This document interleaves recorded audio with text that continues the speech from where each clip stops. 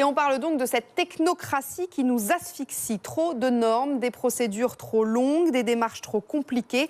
Le chef de l'État parlait la semaine dernière à la télévision de choc de simplification. Bonjour Alain Lambert.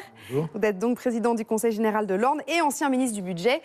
Autant dire que vous connaissez bien votre sujet. Merci beaucoup d'être là parce que la journée est grosse aujourd'hui, évidemment. Vous avez remis un rapport au Premier ministre avec Jean-Claude Boulard où vous dites qu'on pourrait économiser plusieurs milliards d'euros. Cette technocratie, elle nous coûte combien? Alors, elle coûte, l'OCDE dit environ 60 milliards par an. C'est un montant colossal. Considérable. Mais je pense que le CIMAP, c'est-à-dire ce conseil interministériel qui s'est tenu ce matin, adresse un message d'une puissance très très forte. À la fois à l'endroit des Français pour les rassurer en leur disant « votre pays ne sera plus le plus compliqué du monde » et aussi, et c'est presque le plus important, aux administrations qui elles-mêmes prescrivent, rendent la vie quotidienne des Français trop compliquée. Donc ce message est très puissant. À mon avis, il comporte 3 éléments très importants. Le premier, c'est le moratoire. Les administrations savent maintenant qu'elles ne peuvent plus inventer une norme nouvelle sans en supprimer une autre, ce qui est très important. Une qui naît, une qui meurt, en gros. Voilà. Deuxièmement, une interprétation facilitatrice par le préfet, par exemple, localement, qui peut dire, compte tenu de la situation naturelle des lieux, la norme va s'appliquer de telle façon. Et la troisième mesure qui est, à nos yeux, très importante, c'est de permettre qu'on ne puisse pas continuer comme cela. Et je crois que c'est vraiment une très bonne nouvelle. Donc vous êtes un homme satisfait ce matin. Franchement, vous avez dit tout à l'heure le pays le plus compliqué du monde. On était au moins les champions européens de la norme. Nous étions probablement les champions du monde. Les champions du monde, ouais. Oui. Le troisième sujet que je cherchais plus précisément, c'était l'annonce que le Premier ministre a faite qu'il va réunir, je crois, au cours du mois d'avril ou du mois prochain, les directeurs d'administration française pour leur passer le message lui-même de sa détermination à ce qu'ils produisent un droit plus simple. Ça, je crois que c'est une première dans l'histoire. Je ne suis pas là pour faire la publicité du gouvernement. Il a des gens beaucoup plus compétents que moi pour le faire. Mais sur ce sujet des normes, sur lequel nous avons travaillé avec Jean-Claude Boulard pendant 3 mois, je pense qu'il est à la hauteur de ce que nous avons recommandé. Mais ce qui est compliqué, c'est, vous le dites vous-même, c'est qu'il y a des administrations, ou en tout cas des services, qui n'existent que parce que ces normes, c'est-à-dire dont l'essence même de l'existence n'est due qu'à l'existence de ces normes. Enfin, je ne sais pas si je m'exprime correctement, oui, mais bien. Vous voyez, donc ça veut dire qu'il y a des services qui vont devoir disparaître, forcément. Tout à fait. C'est leur raison d'exister. Et donc, il faut impérativement qu'ils comprennent que c'est en simplifiant d'ailleurs.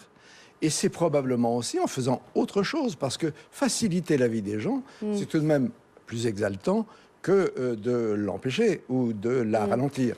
Bon, nous avons un impératif aujourd'hui que tout le monde connaît, c'est celui de relancer la croissance. Or, la simplification, c'est le premier levier de croissance dont un gouvernement dispose. Il ne peut plus utiliser l'arme monétaire, l'arme budgétaire, l'arme fiscale, tous ces leviers-là ne peuvent plus être utilisés. En revanche, le levier de la simplification du droit est à la disposition. Quand vous dites levier de la simplification du droit, c'est la simplification administrative sur le fait, par exemple, de déclarer un enfant par Internet, sur le fait de porter plainte, on en a beaucoup parlé. C'est pas tellement les normes sur la taille des œufs dans les cantines, ce genre de choses dont on avait beaucoup parlé, parce qu'évidemment, ce sont les normes qui font sourire, mais c'est plus la simplification administrative pour les administrés. Oui, alors il y a la simplification pour les administrés dans leur formalité quotidienne, mais il y a l'administration il y a la simplification des administrations locales, c'est-à-dire l'administration qui est placée sous l'autorité du maire, parce que beaucoup de vos démarches quotidiennes se font à la mairie. Or, le maire lui-même a des règles à respecter. Et ces règles, il y en a 400 000 en France. Oui, c'est ça, c'est-à-dire envoyer 12 fax pour avoir le droit d'obtenir un formulaire, quoi. En gros, c'est ça. Or, le maire ne fait qu'appliquer la loi qui lui est imposée par les administrations centrales. Donc, écoutez, réjouissons-nous, nous avons suffisamment de motifs d'être tristes dans notre pays. Là, ce qui était à la portée du pouvoir politique, c'est-à-dire de simplifier, a été décidé ce matin. Je pense que maintenant, il faut que ce soit mis en œuvre. Et ce qui va être intéressant, et moi je vous invite à le faire, c'est de faire venir sur votre plateau des directeurs d'administration. Oui, ce qu'on va faire, parce que justement pour voir le calendrier, parce que vous dites il faut que ce soit mis en œuvre. Vous avez dit on a 6 mois devant nous après ces trop tard. Est-ce que vous êtes manifestement un homme heureux ce matin puisque votre rapport a été a priori suivi des faits. Est-ce que vous avez un calendrier précis? Est-ce que vous savez, est-ce que vous personnellement, avec M. Boulard, vous allez suivre les choses? Oui, nous avons instauré un suivi. Nous allons faire des rendez-vous trimestriels de suivi afin que chaque administration nous rende compte de ce qu'elle a fait en matière de simplification, en matière d'abrogation, en matière de réduction de la norme. 6 mois, c'est le délai qui est nécessaire, et aller au-delà, c'est prendre le risque de voir encore une fois la volonté s'enliser dans les sables bureaucratiques français. En conséquence, je crois que la décision prise par le Premier ministre ce matin est copernicienne, et je crois aussi que dans 3 mois, nous saurons si les administrations ont complètement embrayé dans le sens qu'il leur a indiqué, et dans les 3 mois qui suivront, c'est-à-dire à la rentrée en septembre, on doit avoir un système administratif débureaucratisé qui permette à la France enfin d'être libérée et de permettre aux Français de refaire de la croissance, ce que nous attendons tous. Mais si ce n'est pas le cas, il y aura des sanctions? Mais moi, je pense que le Premier ministre peut très bien d'abord vérifier si ce sont les ministres qui n'ont pas d'autorité sur leurs administrations ou si ce sont les administrations qui refusent d'obéir à leurs ministres. Dans les 2 cas, il faut en virer un des 2. Ouais, comme ça, c'est très clair. C'est une vraie révolution culturelle que vous proposez, hein?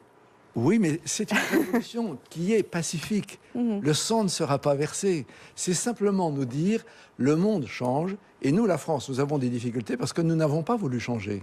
Non, nous affirmons aujourd'hui que nous sommes capables de changer à la mesure du changement du monde, et que nous sommes capables de rester un pays compétitif. Le sujet d'avant, c'était le match du PSG. Le PSG, il doit être aussi bon que la meilleure équipe du monde. Eh bien, il faut que la France soit en matière bureaucratique la meilleure équipe du monde. On peut récupérer des points de PIB?